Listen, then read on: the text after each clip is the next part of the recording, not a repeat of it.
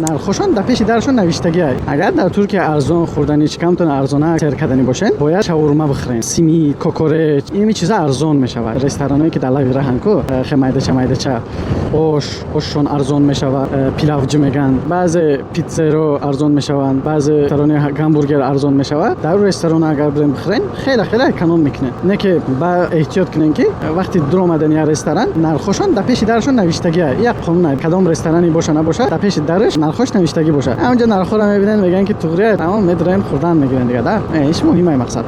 Баъд дига буфуратуна ки қиматтара мехали, баъд дига то интирода мерен мехӯрен, ҷои туристӣ дига мехӯрен.